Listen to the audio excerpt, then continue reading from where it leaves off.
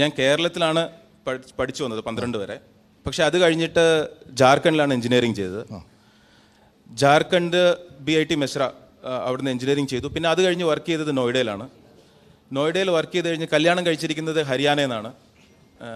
മത്ലബ് ഹരിയാന. അത് കഴിഞ്ഞ് ജോലി ചെയ്തത് മിസോറമിലാണ്, ഡൽഹിയിലും മിസോറമിലുമാണ്, നോർത്ത് ഈസ്റ്റിൽ. പിന്നെ അത് കഴിഞ്ഞ് വർക്ക് ചെയ്തത് സിൽവാസ ഗുജറാത്ത് ആ ഏരിയയിലാണ്. അവിടെ നിന്നാണ് രാജിവെച്ചിരിക്കുന്നത്. ഇപ്പോൾ താമസിക്കുന്നത് മഹാരാഷ്ട്രയിലാണ്.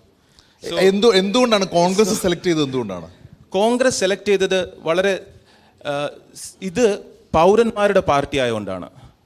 അതായത് പ്രജയിൽ നിന്നും പൗരനിലേക്ക് എന്നുള്ളൊരു യാത്ര ഇന്ത്യയെ ആരംഭിച്ചത് സ്വാതന്ത്ര്യത്തിന് ശേഷം, ആ സ്വാതന്ത്ര്യ സമരത്തിന് അനുബന്ധിച്ചിട്ടാണ്.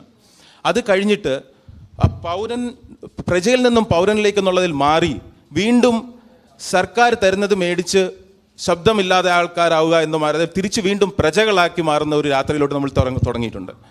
ആ തിരിച്ചുള്ള യാത്ര എത്രയും പെട്ടെന്ന് നമ്മൾ നിർത്തുകയും തിരിച്ച് പൗരന്മാരാകാനുള്ള യാത്രയിലെ ഏറ്റവും ഉചിതമായ പാർട്ടി കോൺഗ്രസ് പാർട്ടിയാണെന്നുള്ള ഉച്ചബോധ്യമുള്ളതുകൊണ്ടാണ് കോൺഗ്രസ് പാർട്ടിയിൽ ജോയിൻ ചെയ്യുന്നത്.